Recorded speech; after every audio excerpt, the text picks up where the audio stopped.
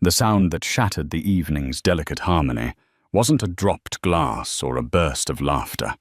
It was a crack, sharp, ugly, and final. It echoed across the polished marble floors of Aria, one of Manhattan's most exclusive restaurants. Every head turned. There, under the soft glow of a modern chandelier, stood Robert Thorne, CEO of the tech empire Thorne Dynamics. His hand still raised. Opposite him, his pregnant wife Jennifer cradled her cheek, a single tear tracing a path through her stunned silence. In that single brutal moment, Robert Thorne didn't just strike his wife. He signed the death warrant for his entire world. He just didn't know it yet. Because what he failed to remember was that Jennifer wasn't just Jennifer Thorne. She was Jennifer Davenport, and her brother did not forgive. Life with Robert Thorne was a masterpiece of public relations. To the outside world, they were the golden couple. He was the self-made tech visionary, a charismatic titan whose company, Thorne Dynamics, was pioneering AI integration in logistics. She was Jennifer Hayes Davenport, the graceful architect from a family whose name was etched onto the stone facades of libraries and museums, a quiet symbol of old-world elegance.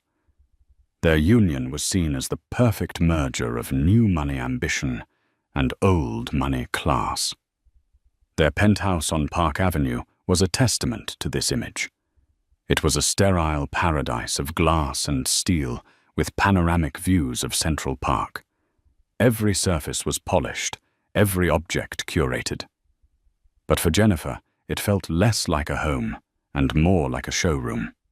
Her own architectural drafts and models, once her life's passion, were relegated to a small back office dismissed by Robert as clutter that disrupted the apartment's minimalist aesthetic. Robert loved to show her off. At galas, fundraisers, and board meetings, she was his most prized acquisition. He would hold her hand just a little too tightly, his thumb pressing into her knuckles as a silent reminder of his ownership. He would interrupt her conversations with a booming laugh, redirecting the topic back to his latest success. "Jennifer is the heart of my operation," he'd say. "She keeps the home front perfect, so I can conquer the world." The crowd would applaud, seeing a supportive wife. Jennifer would smile, feeling like a beautifully framed painting, admired but inanimate. The pregnancy, which should have been a joyous bond, became another tool of his control. He dictated her diet, her social schedule, even the prenatal vitamins she took, all under the guise of caring for his son. He had already decided it was a boy, the heir to the Thorne empire.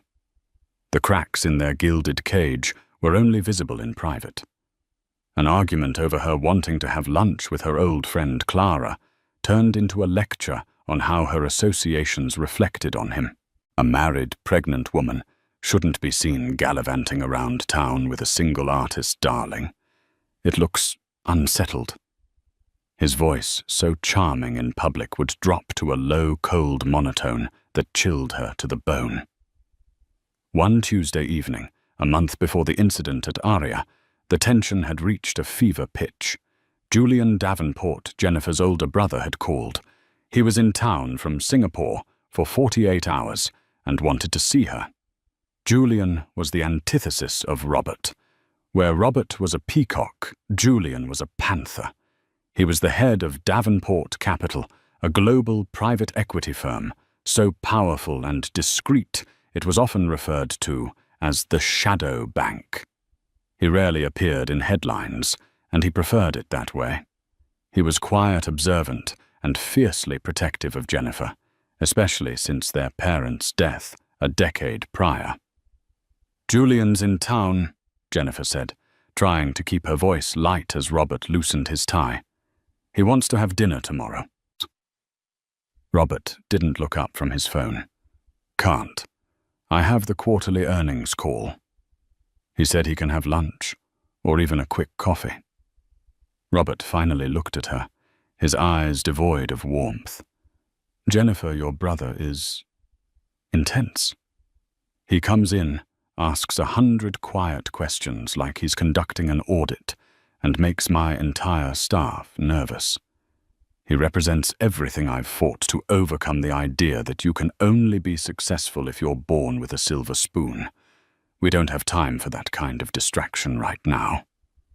He's my brother Robert. I haven't seen him in a year. And you'll see him at Christmas, he said, his tone final. He walked over to the bar and poured himself a whiskey. Besides, you're supposed to be resting. Doctor's orders. My orders.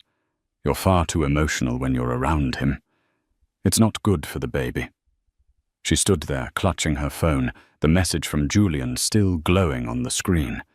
Just want to see you're happy, Jenny. That's all. She felt a profound sense of shame as she typed back a lie about a demanding schedule. This was her cage. The bars weren't iron. They were made of Robert's ambition, his insecurities, and his suffocating control. And with each passing day, she could feel the air getting thinner. The invitation to the opening of Aria was a command performance. It was the new restaurant by celebrity chef Antoine Dubois, and the guest list was a who's who of New York's elite. For Robert, it was a prime networking opportunity. For Jennifer, it was another night of playing the perfect wife. She chose a simple but elegant deep blue maternity gown, one that made her feel confident.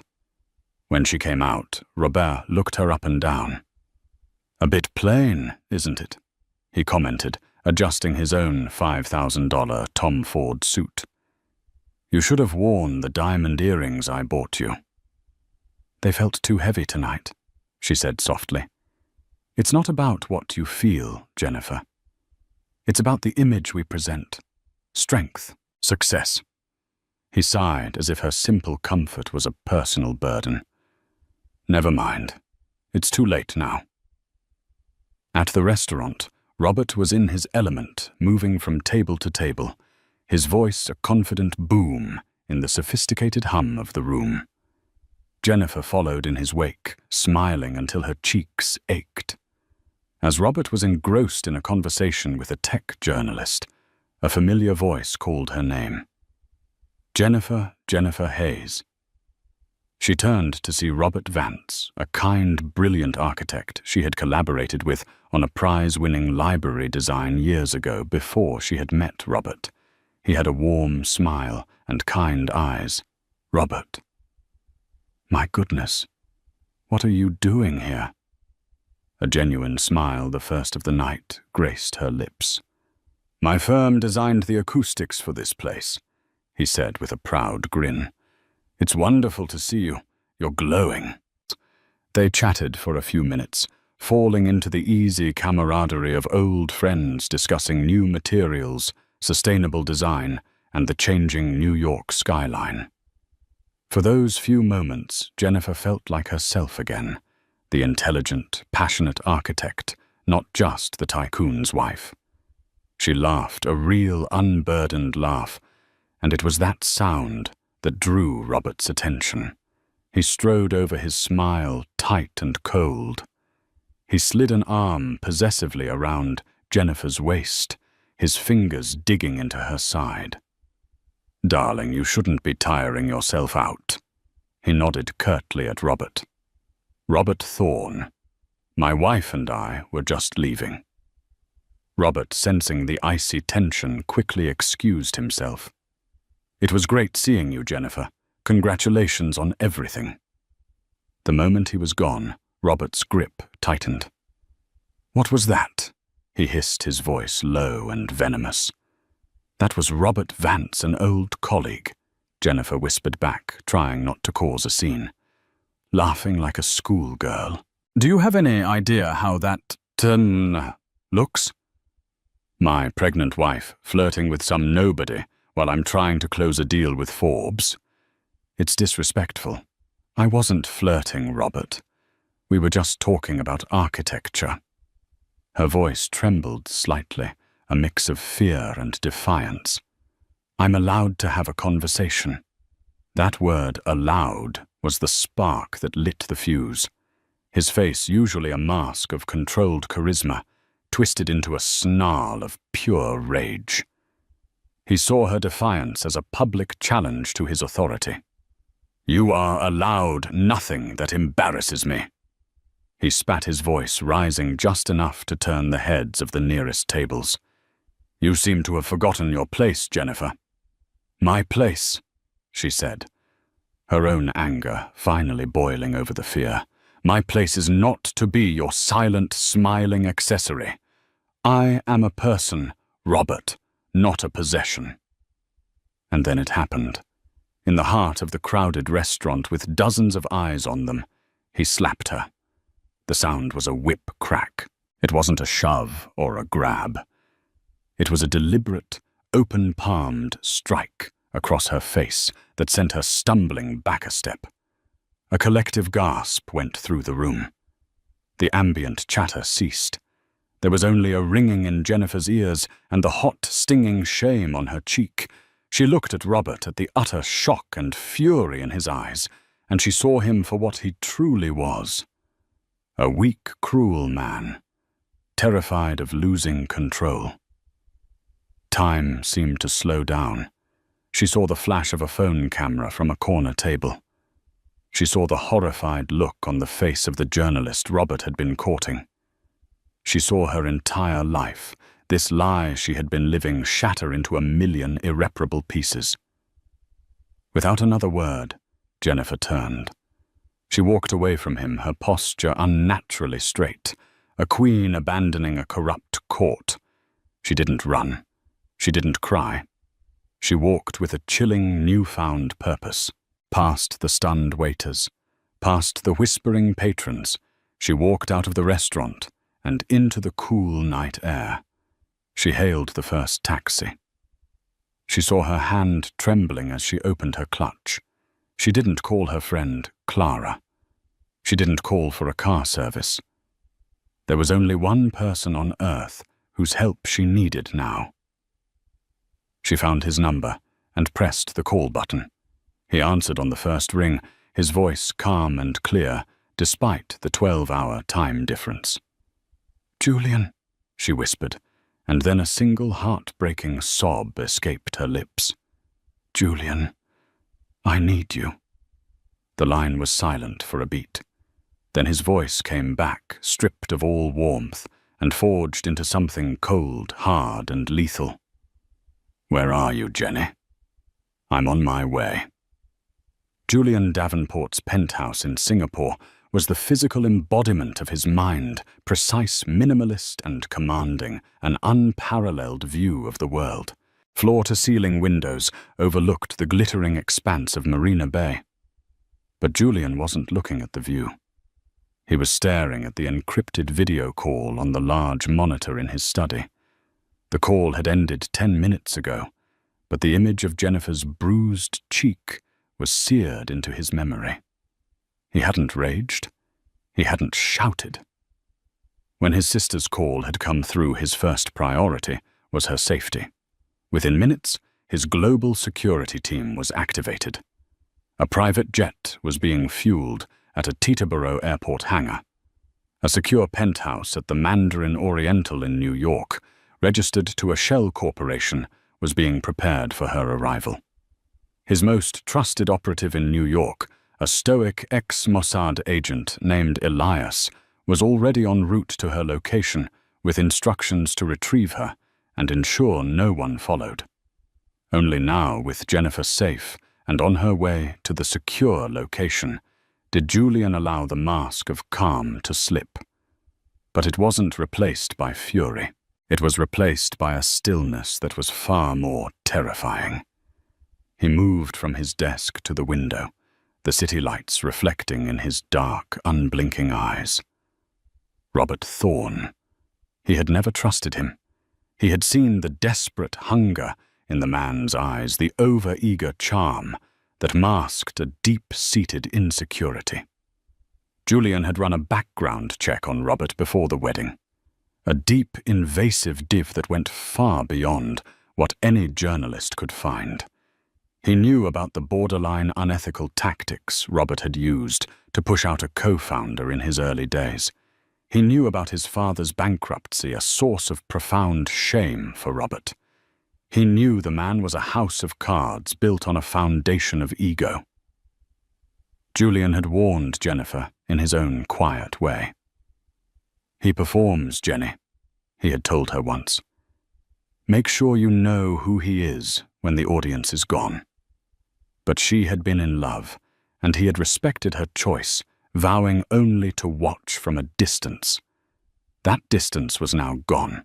Robert Thorne had crossed a line that was not just a moral boundary, but a demarcation of Julian's world.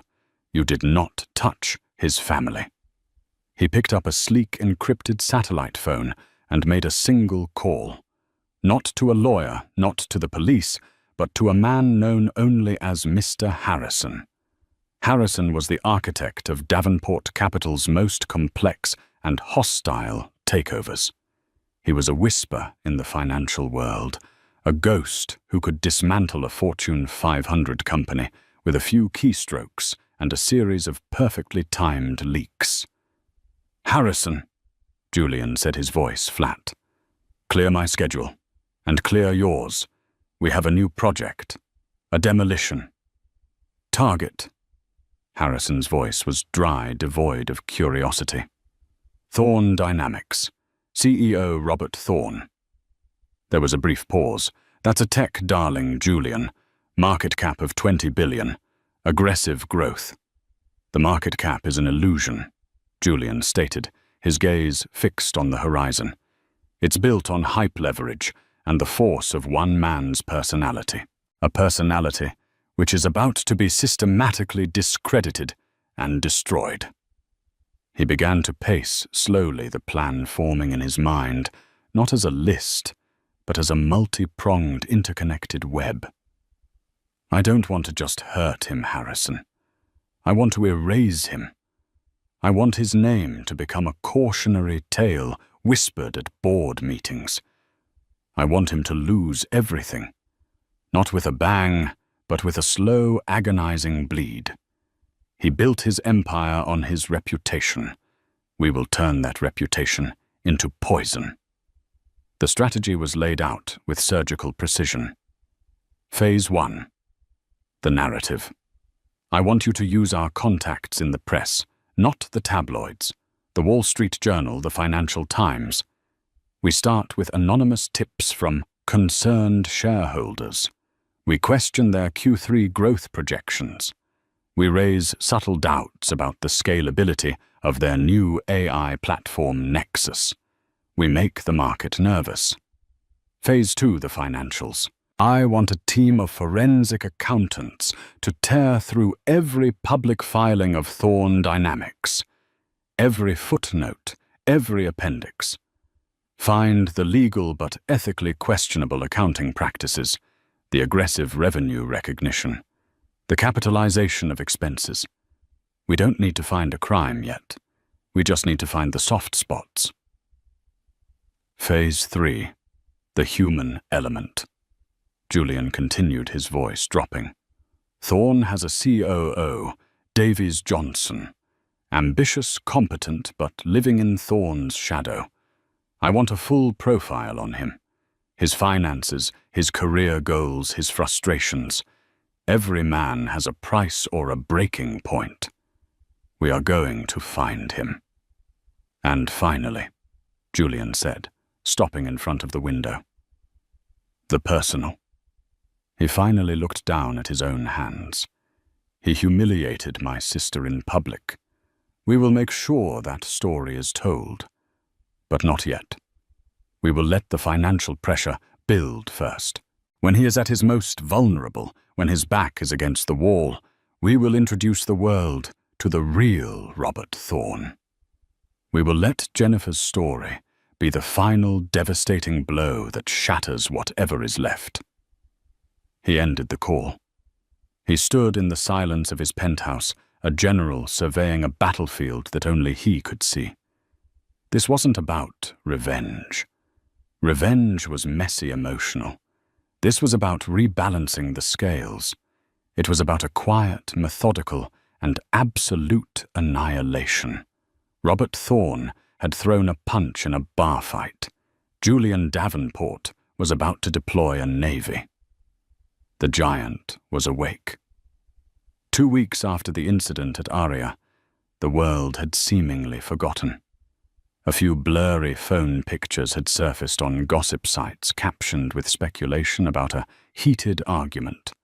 But Robert's formidable per-team, led by the ruthless Eleanor Vance, had successfully killed the story. They painted it as an invasion of privacy, threatening litigation against anyone who suggested otherwise. Robert had tried to call Jennifer dozens of times, his messages evolving from frantic, faux pious apologies to bitter, threatening accusations. She never answered. Under Julian's protection, she was a ghost. To the world and to Robert, it seemed the storm had passed. He felt a surge of arrogant relief. He had weathered it. He still had his kingdom. He was chairing a board meeting, boasting about the projected adoption rate for the Nexus platform, when his CFO's tablet chimed with a news alert. A headline from the Wall Street Journal. The CFO, a portly man named George, paled slightly as he read it. "Robert," he interrupted, "you need to see this." The article was titled Thorne's Nexus, a House of Cards investors question Q4 projections amidst scalability concerns. It was a masterfully written piece of corporate assassination. It didn't make any direct accusations. Instead, it was filled with carefully phrased questions and quotes from unnamed industry analysts and former employees. It questioned whether Thorne Dynamics was promising more than its technology could deliver. It hinted at an over-reliance on a few key clients. It subtly suggested that the company's meteoric rise was perhaps more dazzle than substance. Robert read it, a cold fury rising in his chest. Who is this reporter? Find out who she spoke to. This is slander. But the damage was immediate. By the end of the day, Thorne Dynamics stock had dipped by 9%. Not a crash, but a significant tremor. Robert dismissed it publicly as market jitters fueled by baseless speculation. But privately, he was rattled. This was the first move in Julian's campaign. Mr. Harrison had leveraged a contact deep within the financial press, a veteran journalist named Sarah Jennings, who had a reputation for unearthing corporate rot. Harrison's team had fed her a breadcrumb trail, just enough verifiable data to make her curious. They pointed her toward public records showing that Thorne Dynamics' biggest client had an interlocking board member, a fact that was public, but buried. They gave her anonymous but credible testimony from a disgruntled engineer who had left the company months ago complaining about the pressure to overstate Nexus's capabilities. Jennings did the rest. Simultaneously, Julian initiated Phase 2. From a discreet office in Zurich, his forensic accounting team worked around the clock. They found what they were looking for, not in illegalities, but in aggressive accounting choices. Thorne Dynamics was capitalizing its software development costs in a way that was technically legal under GAAP rules, but was widely viewed as a method to inflate short-term profits. This information was leaked not to the press, but to a highly respected short seller, a hedge fund manager named Nicholas Croft, known for his devastatingly thorough research reports.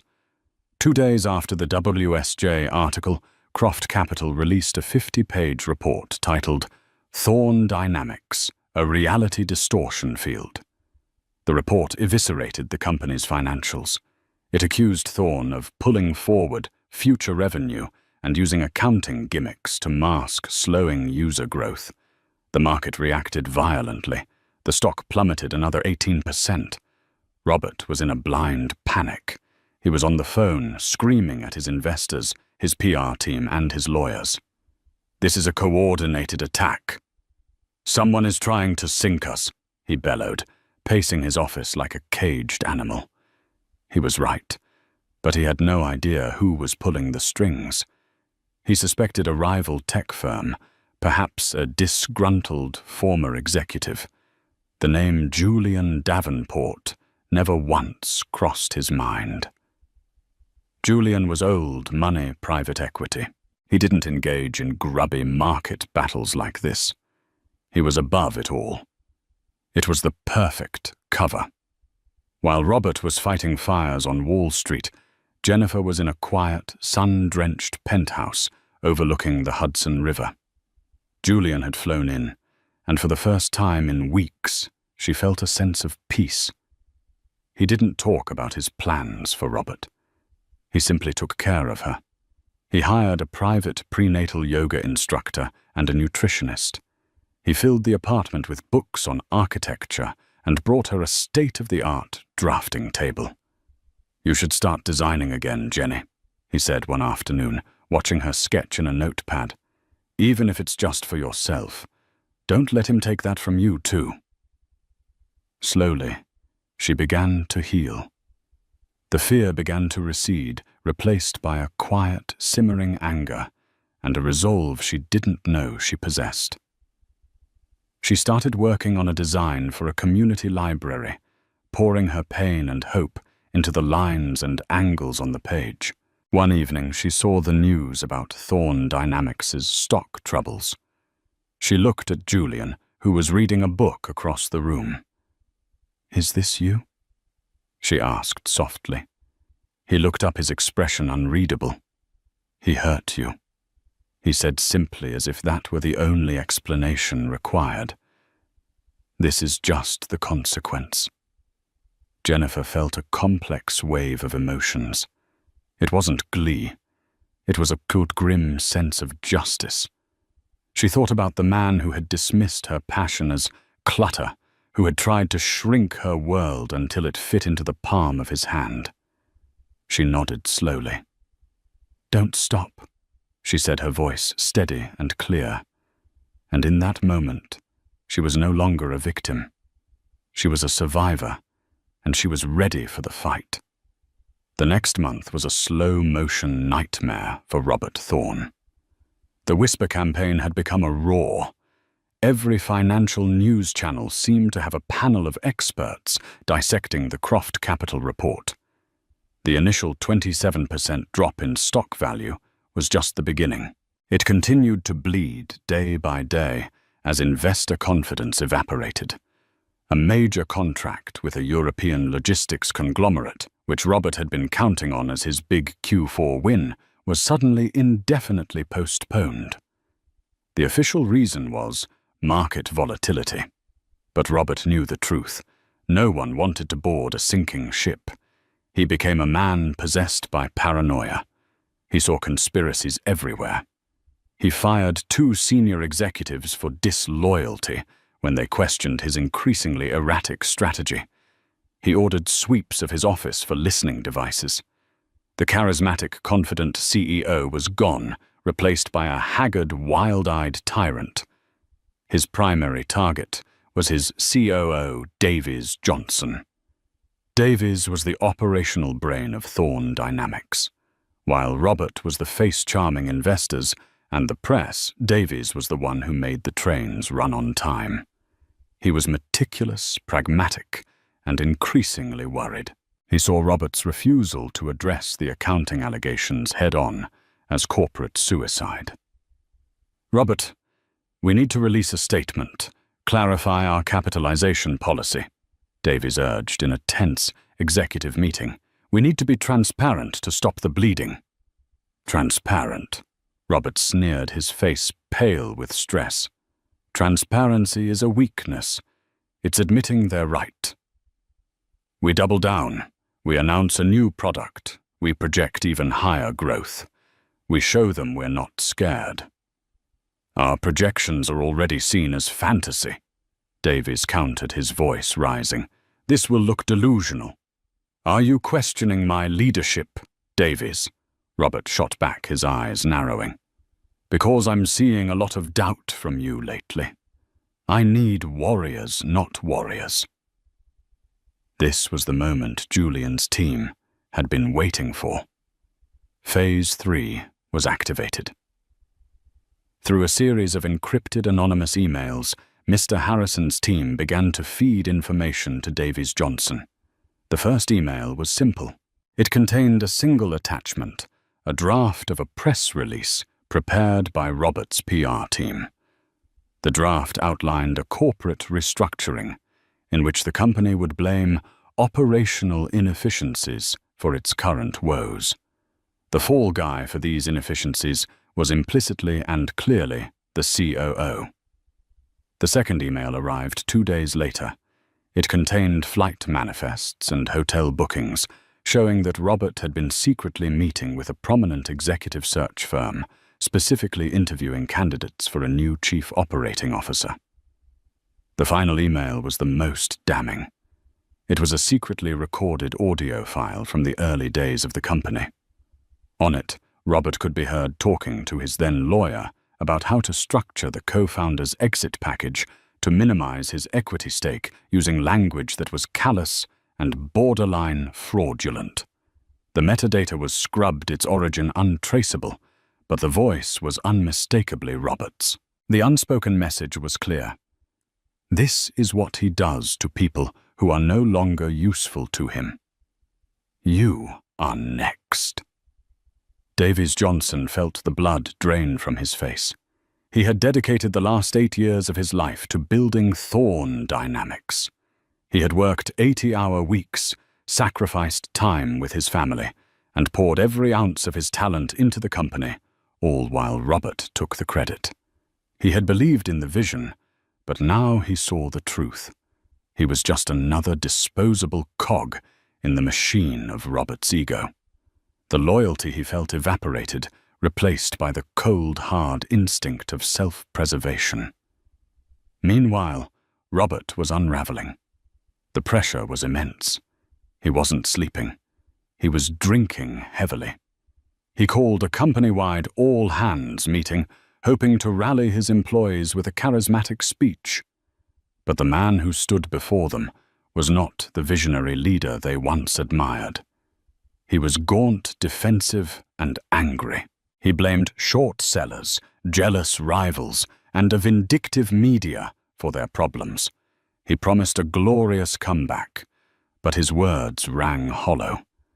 The employees looked at each other with fear and uncertainty. The magic was gone. That night alone in his cavernous penthouse, Robert smashed a $10,000 bottle of scotch against the wall. The empire he had built with his bare hands was crumbling around him, and he didn't know why. He felt utterly alone, hunted by an enemy he couldn't see. He tried to call Jennifer again for the 100th time, but this time the number was disconnected. The last link was severed. The walls were closing in, and in the terrifying silence of his self-made prison, he finally began to understand that he was not the hunter. He was the prey. The emergency board meeting was called by Davies Johnson and 2 other senior board members. The air in the 50th floor boardroom was thick with tension. Robert sat at the head of the table, his face a mask of defiant fury. He thought this was a challenge to his authority, a mutiny he could crush with threats and bravado. "I understand some of you are nervous," he began, his voice strained. "But let me be clear. This is a temporary setback. I will not let these baseless attacks destroy the company I built." Davies Johnson let him finish. Then he calmly placed a tablet in the center of the polished mahogany table. "Robert, this isn't about the media attacks. This is about your leadership." He swiped the screen, bringing up the internal documents he, with the anonymous help, had compiled. He presented evidence of Robert's plan to make him the scapegoat. He showed them the travel records detailing Robert's secret search for his replacement, and then he played the audio file. The scratchy recording of a younger Robert Thorn, callously plotting to screw over his co-founder, filled the silent room. It was raw, damning, and it revealed the true character of the man behind the charismatic facade. The board members, men and women who valued stability and fiduciary duty above all else, listened with hardening expressions. The person on that tape was not a leader. He was a liability. "The market has lost faith in you, Robert," Davies said, his voice steady. "The employees have lost faith in you, and frankly so have I. Your erratic behavior is now the single greatest threat to this company's survival. Therefore, we are filing a motion for your immediate removal as CEO and chairman of the board, pending an internal investigation into the financial practices brought to light by the Croft report." Robert was stunned into silence. He looked around the table from face to face, searching for an ally. He found only cold, calculating eyes staring back at him. These were the people who had praised him at galas, who had clapped him on the back for his genius. Now they looked at him like he was a disease to be cured. His kingdom had turned on him. Betrayal sharp and absolute pierced through his arrogance. But Julian's plan was not complete. The corporate execution was only one blade of the scissors. The other was about to close. That very afternoon, a story broke, not in the financial press, but in a high-profile, respected publication like The New Yorker. It was a long-form article, beautifully written and devastatingly effective. The author was a renowned feminist journalist, known for her sensitive and powerful profiles of women. The title was simple, The Architect. The article was about Jennifer. It told her story not as a victim, but as a brilliant woman whose career and identity had been slowly suffocated by a controlling husband. It detailed her early successes in architecture, her passion for sustainable community spaces. It painted a vivid picture of her life inside the gilded cage, and then with quiet, factual precision, it described the night at Aria.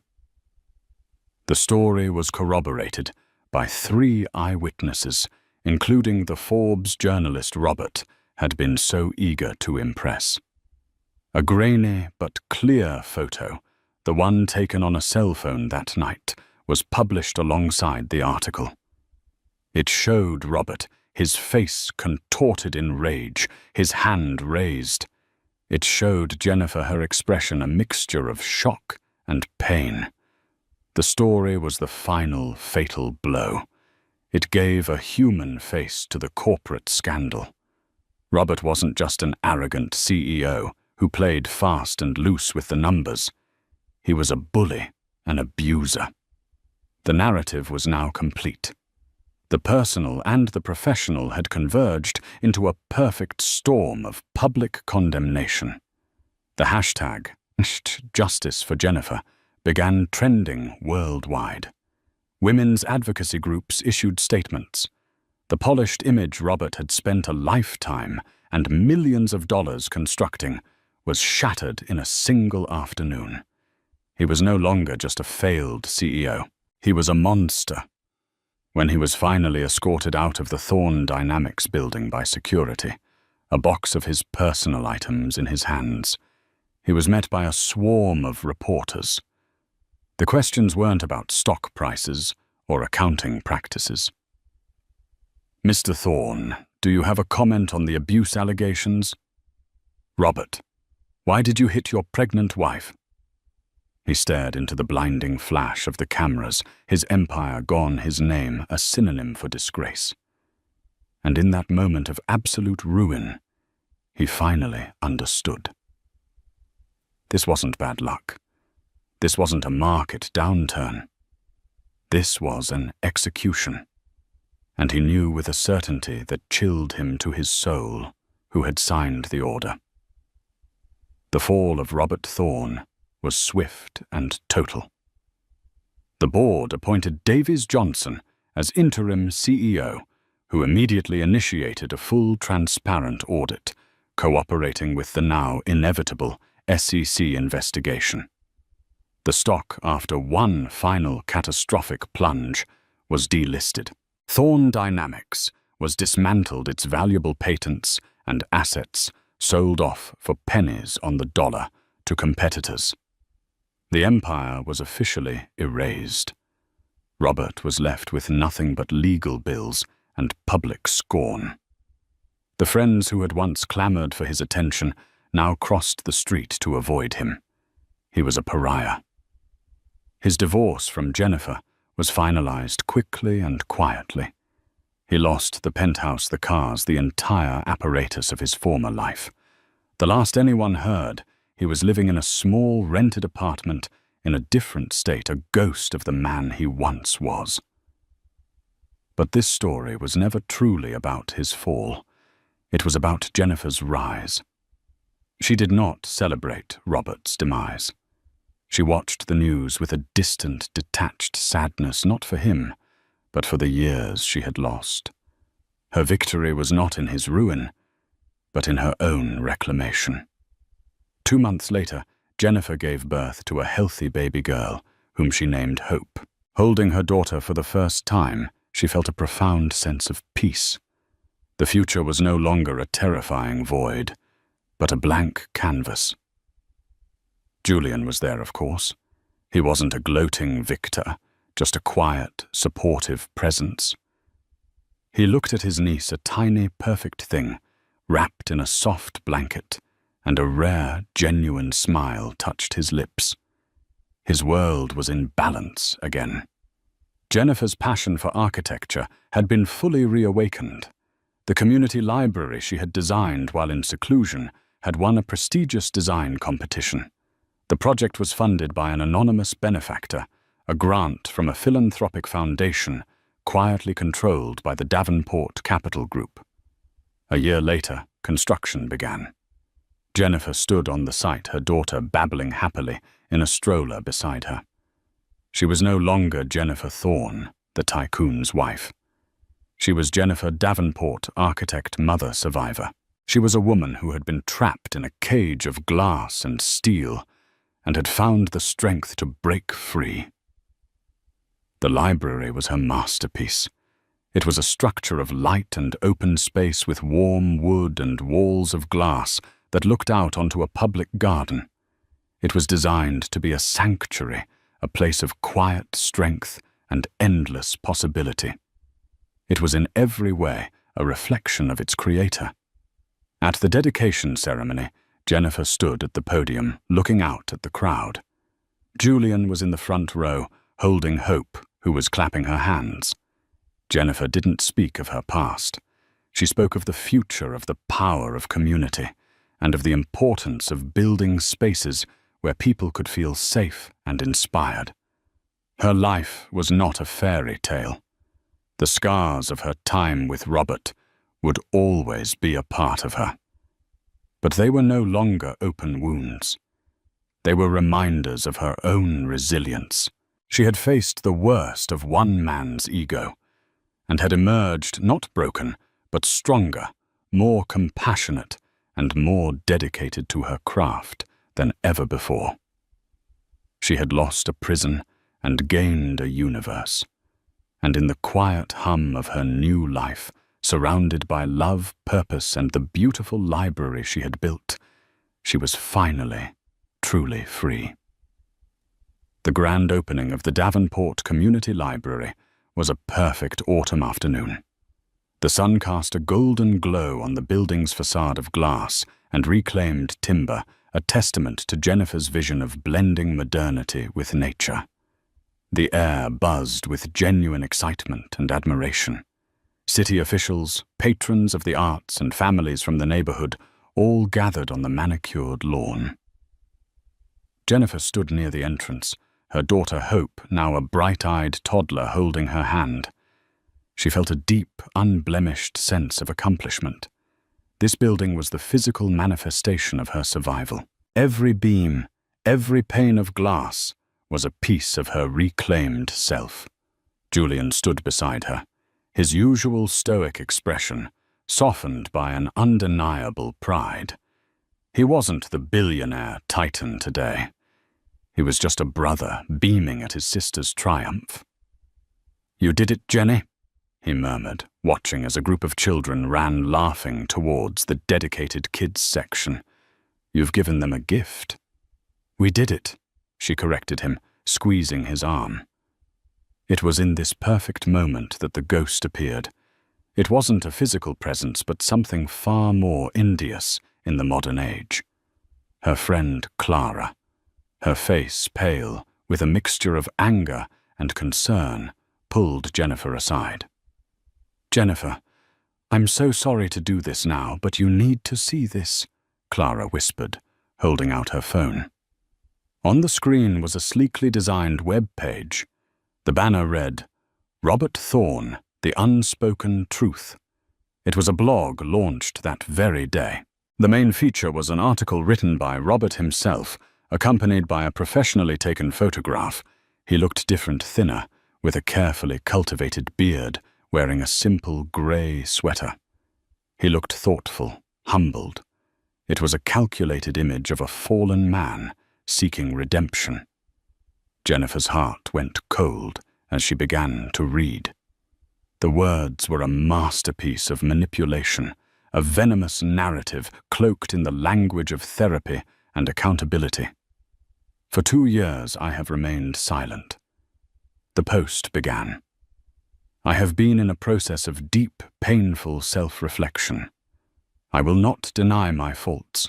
The pressure of building an empire, of living up to impossible expectations, created a monster in me.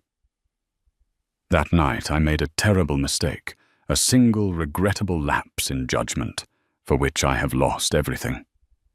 I have and will continue to work on myself to understand the anger that led to that moment." So far, it was a textbook PR apology. But then it took a dark, vicious turn. But what the world doesn't know is the context. The story of my downfall wasn't about one mistake. It was a calculated corporate assassination, orchestrated by my former brother-in-law, Julian Davenport, a man who wields his generational wealth like a weapon. He saw me a self-made man, as unworthy of his sister. He used my personal failing as the perfect excuse to destroy me, a business rival he could never out-innovate in a fair fight. Jennifer felt the air leave her lungs. He was recasting himself as the victim. Jennifer. My dear. Jennifer was caught in the middle. The post continued dripping with false sympathy. I believe she was a pawn in her brother's ruthless game. He poisoned her against me, isolating her and manipulating her until she saw me as nothing but a villain. Was I a perfect husband? No. But I loved her. I still grieve for the life we lost for our child, the son I had so hoped to raise, who I am now forbidden from even seeing. The mention of a son was a deliberate, cruel twist of the knife. He was erasing their daughter Hope, rewriting reality itself to suit his narrative. He ended the post with a chilling call to action. This blog is my attempt to reclaim my own story. The story of a flawed man, yes, but a man who was systematically destroyed by a power far greater and more sinister than anyone imagines. The blood rushed in Jennifer's ears. This was worse than the slap. The slap was a physical act of rage, a loss of control. This was a cold, calculated psychological assault. He was trying to poison her triumph, to plant seeds of doubt in the public mind, to gaslight her on a global scale. He was trying to take this her most beautiful day and burn it to the ground. Julian had read the post over her shoulder, his face hardening into a familiar mask of cold fury. "Harrison is on it," he said, his voice a low growl. "My lawyers will have this site shut down by morning. We'll sue him for defamation so hard he won't be able to afford a library card." His words were meant to be comforting, a promise of swift, overwhelming retaliation. But Jennifer shook her head, a new and unfamiliar fire igniting within her. She looked at Julian's anger, the same anger that had dismantled Robert's empire, and she realized it was the wrong tool for this fight. Robert wanted this. He wanted a war with Julian Davenport. It would validate his entire story of being the little guy crushed by a titan. It would make him a martyr. "No," she said, her voice shaking but firm. She looked from her beautiful finished library back to the poison on the phone screen. One was a monument to creation, the other a testament to destruction. "No, Julian," she repeated more strongly this time. She handed the phone back to Clara and met her brother's gaze. "You can't fight a ghost with a sledgehammer. He isn't a CEO anymore. He's just a narrative, a story. And if I let you fight him, it proves his point." She took a deep breath, the scent of new books and fresh paint from her library grounding her.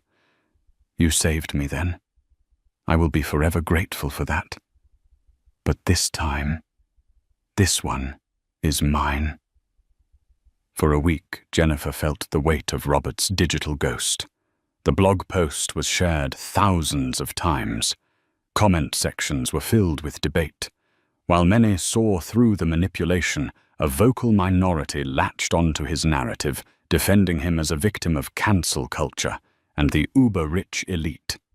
For the first time since leaving him, Jennifer felt a flicker of the old fear. The feeling of her reality being questioned, of her truth being twisted. Julian was a caged tiger, his entire being wired to act, to protect, to eliminate the threat. His team had prepared a multi-pronged legal and PR assault plan. "We can bury him in depositions for the next decade, Jenny," he insisted. "And we'd be wrestling with a pig in the mud." She replied, her voice calm. "We'd both get dirty, and the pig would like it. That's his arena, Julian. Lies, insinuations, drama. It's not mine." Her arena, she realized, was what she was sitting in right now. Her architectural firm's office, which was thriving with new commissions. Her arena was the library, which was already becoming a beloved community hub.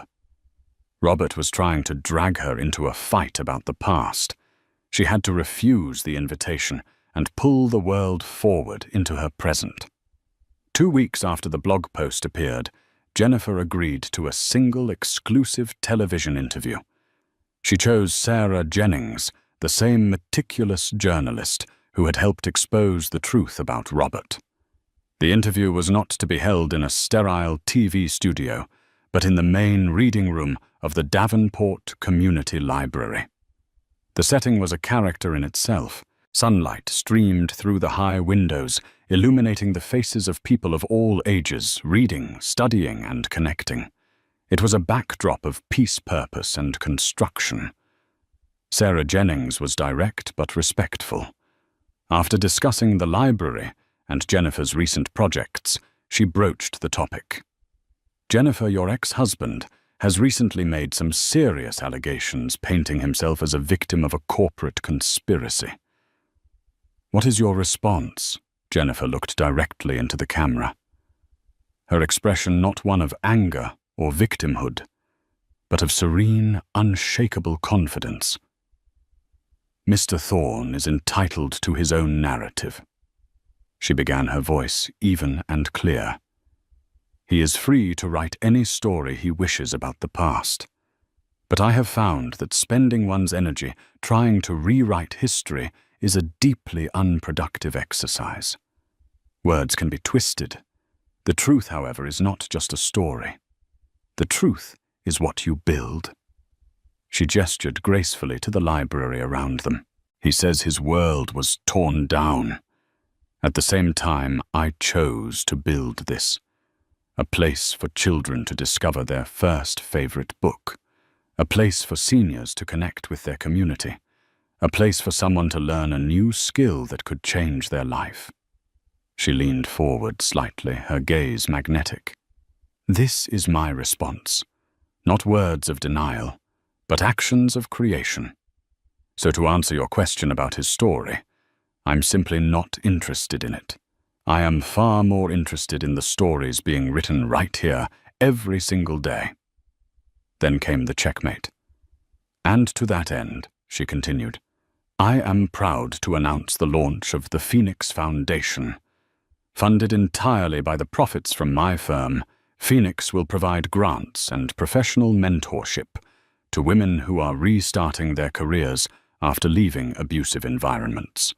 We will help them get the licenses, the equipment, and the support they need to become architects, designers, artists, and entrepreneurs.